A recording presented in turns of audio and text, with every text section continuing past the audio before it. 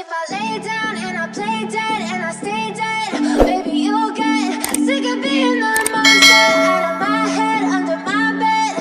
Think you're something out of my nightmares, standing right there.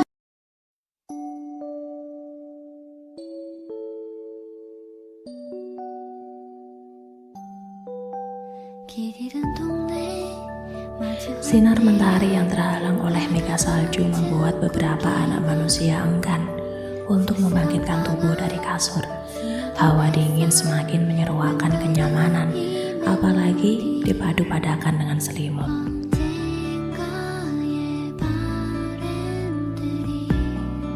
Inilah yang terjadi pada dua insan yang saat ini masih setia bersembunyi di balik selimut bersama. Tubuh yang lebih kecil setia tenggelam dalam pelukan hangat tubuh yang kekar. Jika YN terbangun, pasti akan terkejut. Sejak kapan posisinya menjadi seperti ini? Seingatnya, semalam YN tertidur dengan tubuh setengah duduk dan kepala yang bersandar di dashboard ranjang.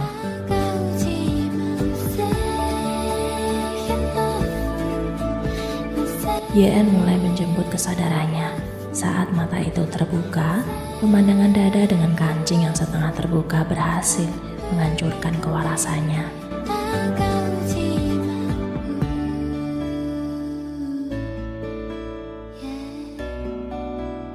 YN berusaha meloloskan diri dari pelukan yang kelewat erat itu, namun tentu sia-sia. Tenaganya bagaikan kapas.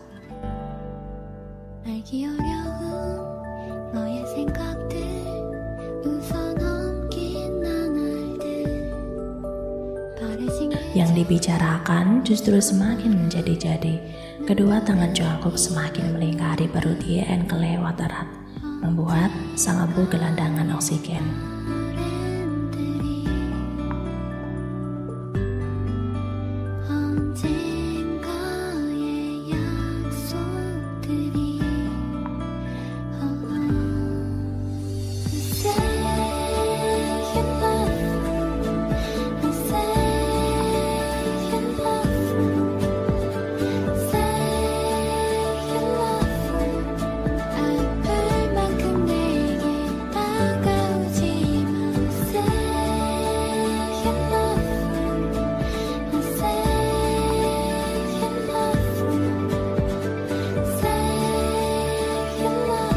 Oke, baiklah.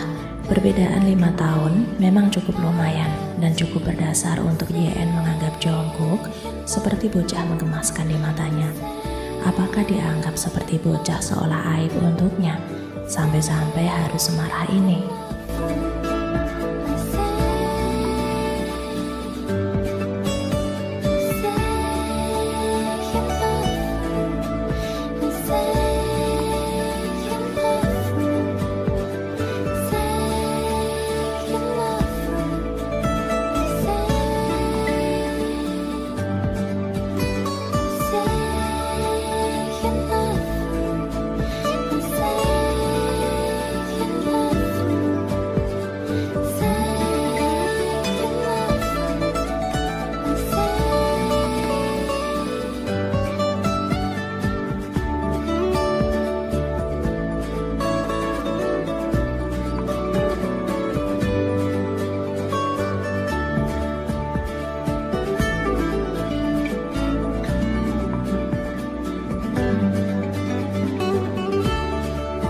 YN benar-benar dibuat jantungan beberapa kali. Jika tidak ingin disebut bocah, namun sikapnya yang seperti ini membuat Jungkook tidak lebih seperti anak kecil yang merengek di mata YN.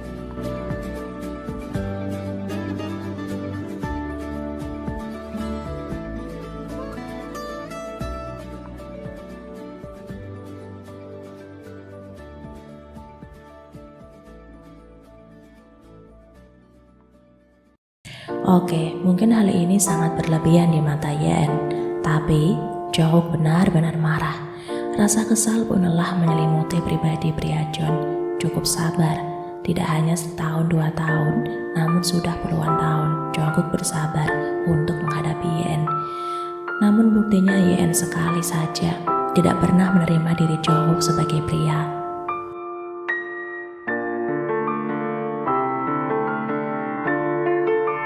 Bahkan semalam Yen menolak mentah-mentah saat Jungkook ingin menciumnya.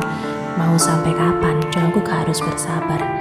Apa mau sampai bumi bertabrakan dengan planet-planet yang lain?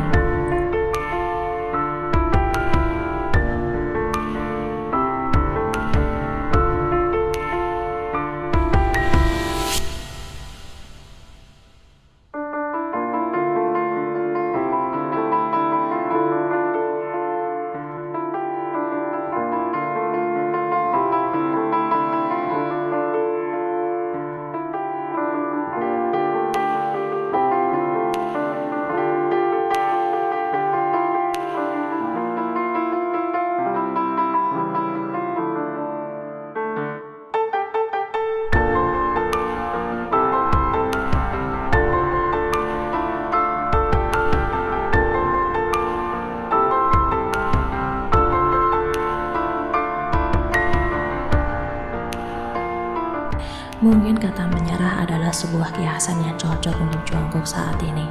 Manusia adalah makhluk ciptaan Tuhan yang telah didesain sedemikian rupa, dibekali dengan rasa marah, muak, batasan kesabaran.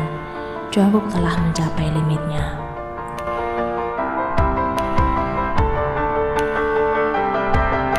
Jika ada kata mencintai itu tidak kenal batasan, maka semua itu hanyalah bullshit semata. Di dunia ini terlahir kata menghargai tentu punya tujuan. Mencintai namun tidak dihargai, lalu untuk apa bertahan? Manusia bukan patung pancoran yang bisa seenak jidat menerima hal-hal seperti itu. Manusia itu butuh dihargai. Jika tidak dihargai, maka pilihan terakhir adalah pergi.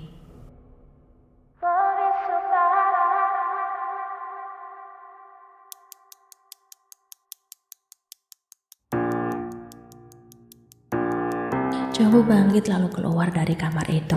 Ia bahkan mencabut selang infus pada tangannya, kemudian mendobrak pintu dengan kerasnya. Yen tertegun. Kemarahan Jungkook kali ini adalah kemarahan terbesar sepanjang sejarah selama ia mengenal pria itu.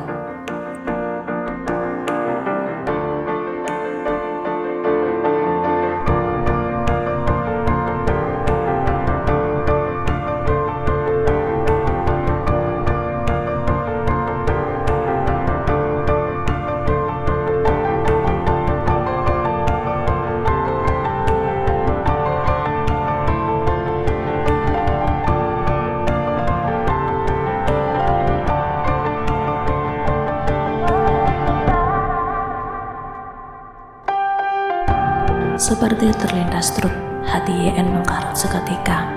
Bahkan, pria yang selama ini selalu memujanya tidak lagi mau menyebut kata Nona, melainkan orang itu. Yoongi tidak lagi menyambung perkataan Jungkook. Ia bisa mencium ada bau yang tidak beres di antara mereka berdua.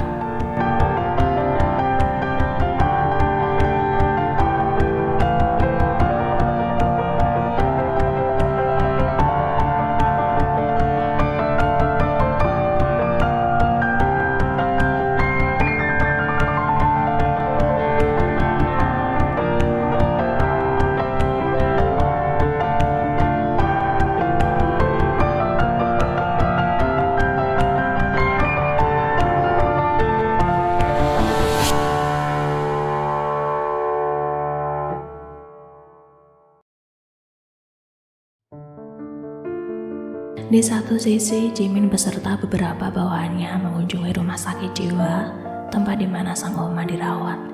Tidak berpenampilan seperti biasanya, saat ini pria Park mengenakan berbagai penutup untuk menyamarkan diri.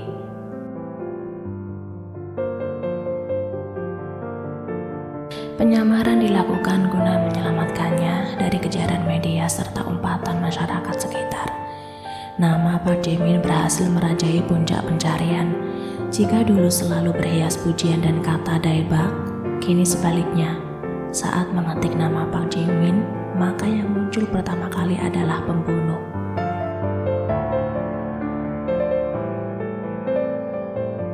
Sedangkan polisi tidak berhasil menangkapnya, bukan karena ia yang pandai bersembunyi, namun Park Jimin yang kelewat cerdas memanipulasi bukti. Permasalahannya hanya satu sekarang, jejak media yang harus diakui benar-benar berhasil mencubit mental pria Park.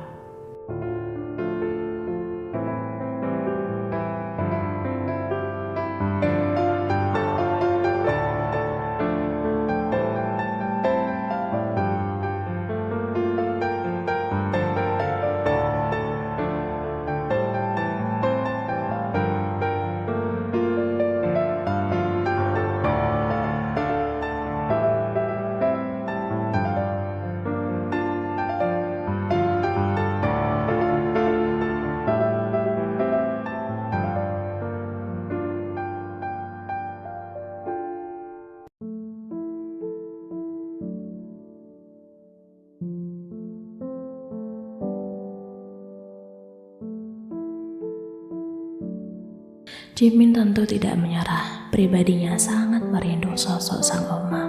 Hari ini adalah ulang tahunnya.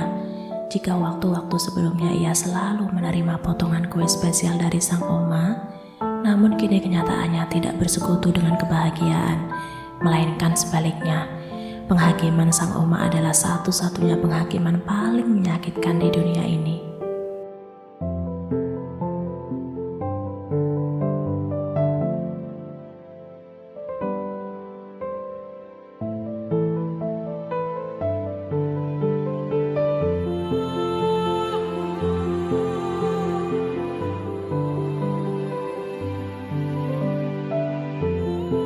Demi apapun, Jimin lebih baik ditusuk oleh ribuan pisau daripada dilupakan oleh orang tersayang dalam hidupnya.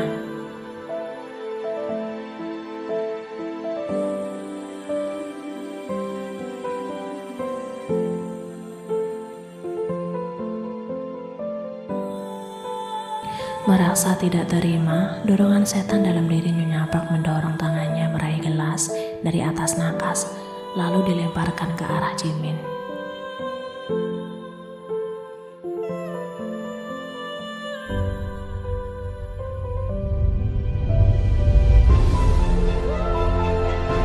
Dengan gerakan cepat, Jimin berhasil menghindari lemparan gelas itu. Emosi menjemputnya lebih dalam kali ini. Ada atau tidak adanya Jongkook, kenapa bocah itu selalu menjadi benalu atas kebahagiaannya, pikir Jimin.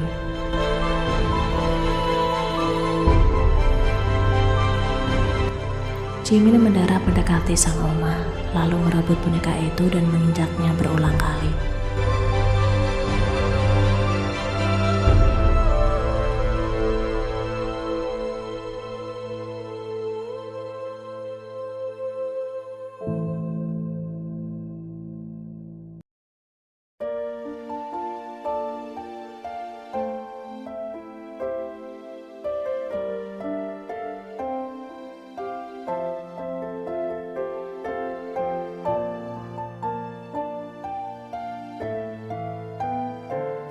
Suara melengking Nyonya Park berhasil menarik atensi para dokter jaga di rumah sakit itu. 3 perawat serta 1 dokter datang dengan terkupu-kupu.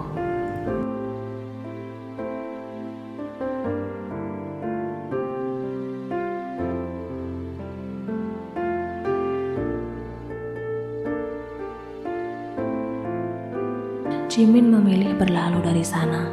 Ulang tahun kali ini adalah ulang tahun terburuk sepanjang masa. Tidak ada kue, tidak ada pelukan. Semesta dengan segala partikel alam telah menyatu, seolah berbicara jika hukum karma adalah benar adanya.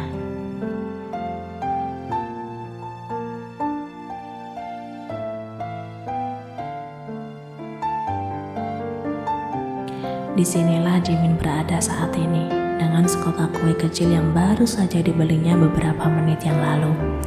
Tidak ada yang mengingat ulang tahunnya, bahkan sang apa masih terbaring sakit di rumah sakit karena serangan jantung mendadak setelah kejadian putranya kemarin.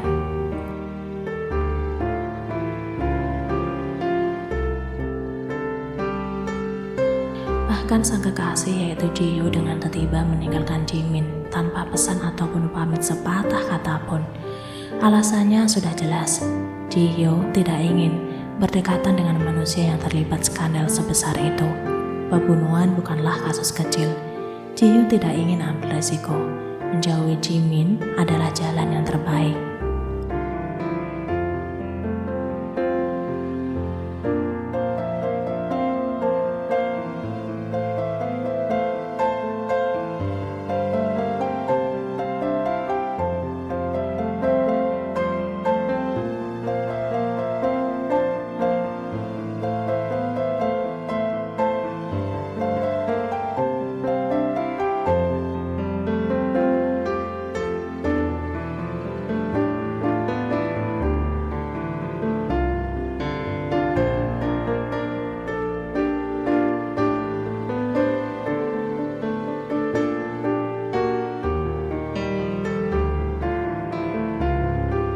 Jimin berbicara, menangis, lalu tertawa sendirian.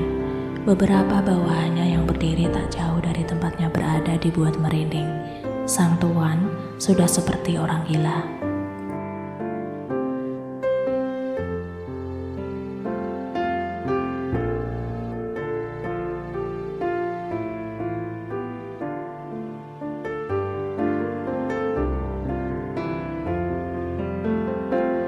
Jimin melempar kue dari tangannya. Lilin menyala yang seharusnya ditiup namun tak dilakukan oleh yang bersangkutan. Justru tangisan yang sedang Jimin gambarkan pada raut mukanya saat ini. Melihat itu, terpaksa para bawahan mendekat untuk menanyakan kondisi bosnya itu.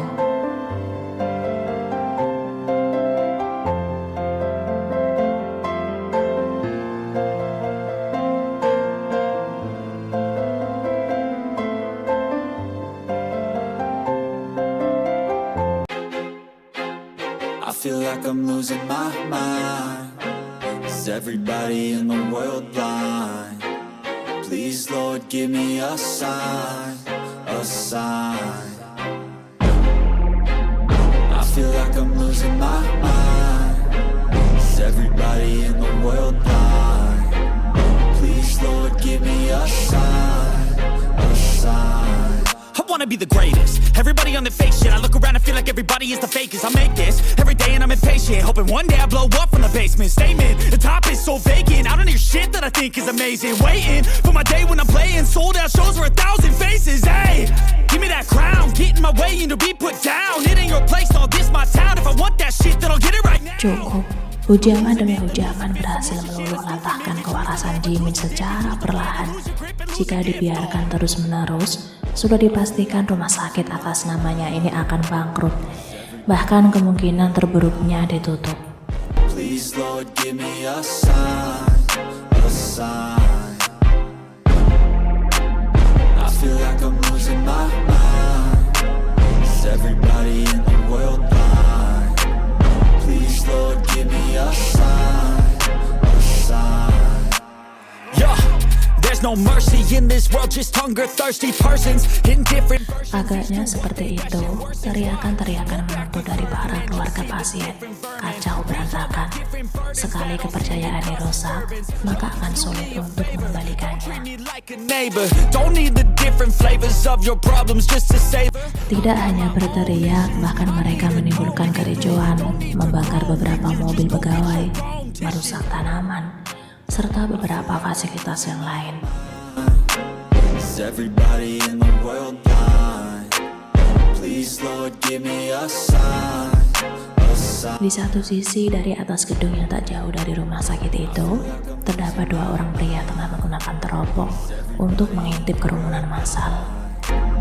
Please, Lord, give me a sign, a sign.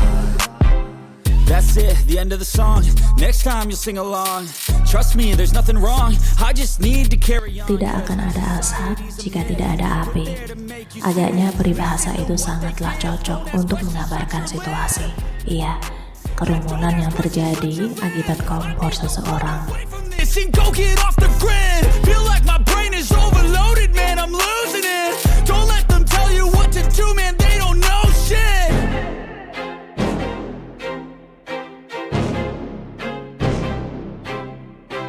Semalam, Taeyong seperti mengalami adrenalin hebat. Bagaimana tidak?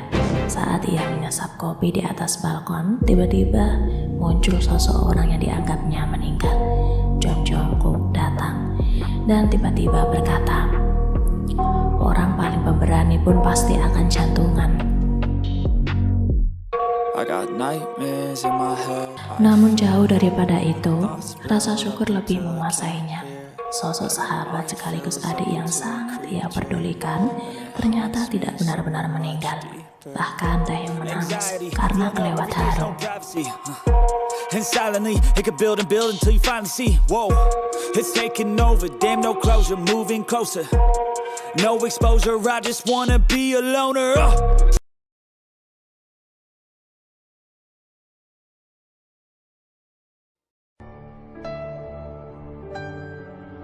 Yeon disibukkan dengan kentingan peralatan dapur.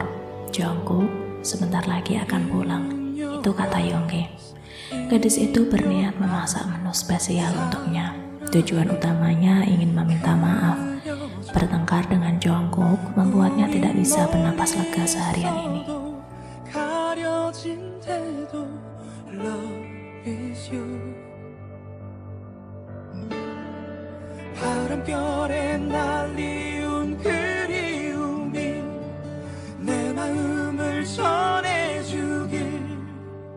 Gadis itu teramat penuh keyakinan.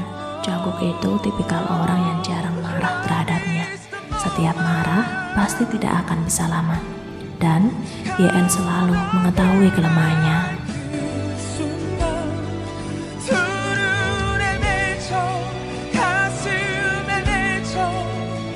Mendengar suara pintu terbuka, YN buru-buru berlari ke ruang depan.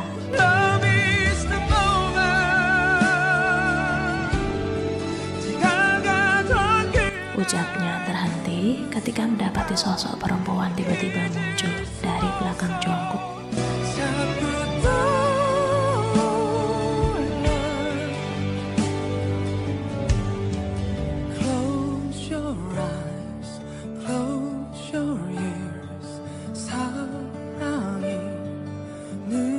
Mendengar kata kamar membuat segala pikiran negatif berkecamuk dalam benak YN. Yang diperintah pun buru-buru berlalu, meninggalkan kini hanya ada YN dan Jungkook.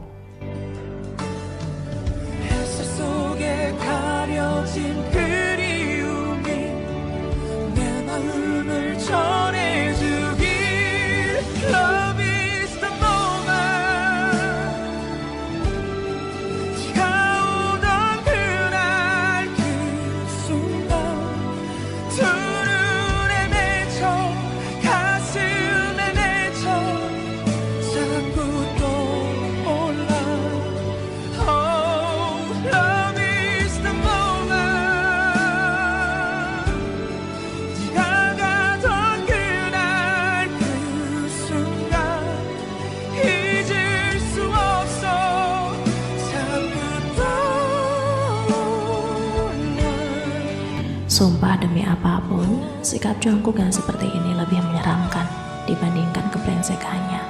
Kata demi kata yang terpilah layaknya belati yang menusuk tepat sasaran. YN sakit diajukan seperti ini.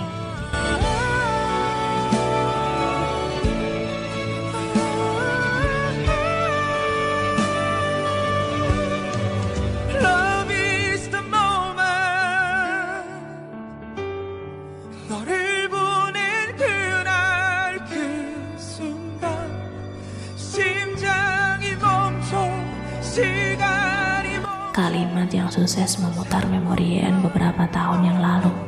Sebuah kalimat yang ia lontarkan sendiri tepat di depan wajah Jungkook kala pria itu menyatakan perasaannya bahwa rasa suka itu tidak bisa dipaksakan.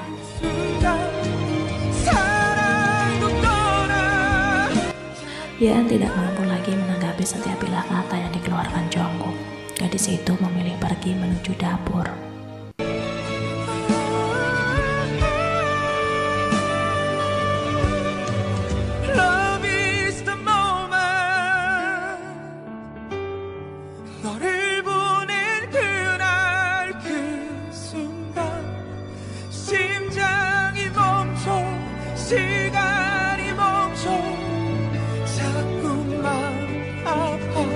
YN mondar-mandir seperti cacing di dalam kamarnya, memikirkan sebuah keputusan antara pergi atau tetap bertahan. Namun, jauh daripada itu, ada hal yang lebih membuatnya penasaran. Apa yang sedang Jungkook lakukan bersama wanita itu di dalam kamar?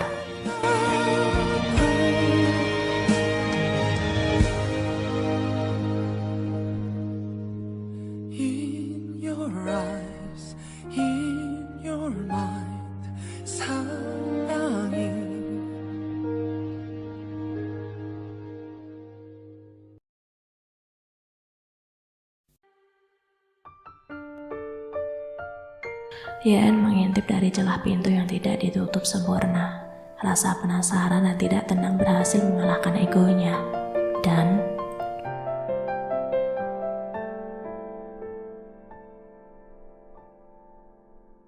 YN menutup kuat-kuat bibirnya, kakinya mundur beberapa langkah perlahan. Hati YN bergetar mengenaskan, paru-paru YN sesak sampai membuatnya kesulitan bernapas.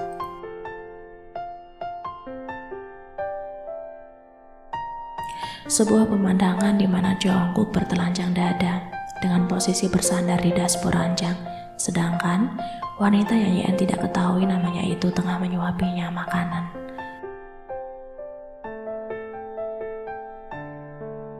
Bahkan Jungkook selalu merengek manja ke arah wanita itu, sebagaimana ia merengek pada YN.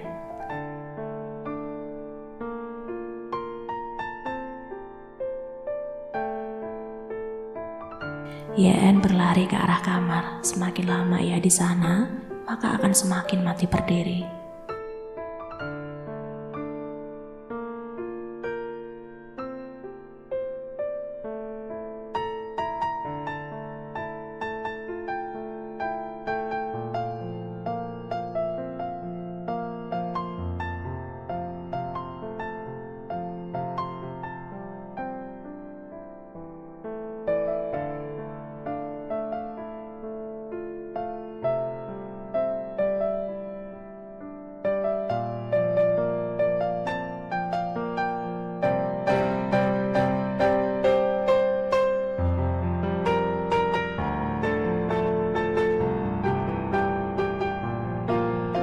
Jungkook membutuhkan Jian untuk menyembuhkan trauma pasca kejadian malam itu. Tanpanya, mungkin Jungkook sudah berakhir di rumah sakit jiwa saat ini.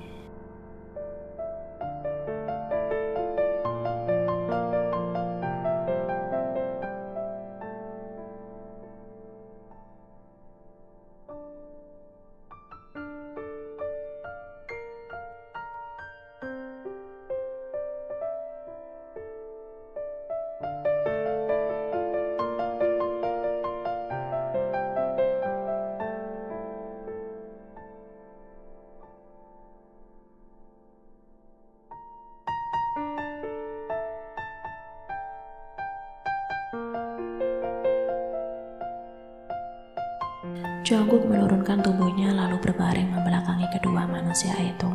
Jian terdiam. Wanita itu memilih menyuntikkan obat penenang ke tangan Jungkook. Yang disuntik hanya diam tanpa berniat menatap sedikit pun.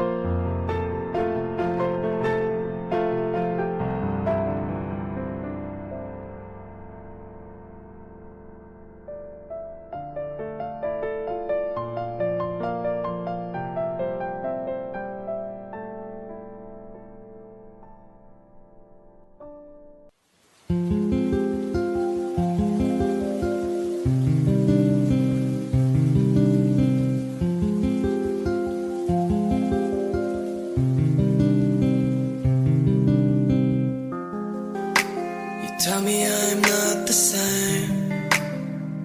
내 맘이 널 향하고 있지 않을 수 있어. Yeah. 또 예고 없이 비가 와. 내 맘에 일회용 우산처럼 넌 없어. 비가 내리면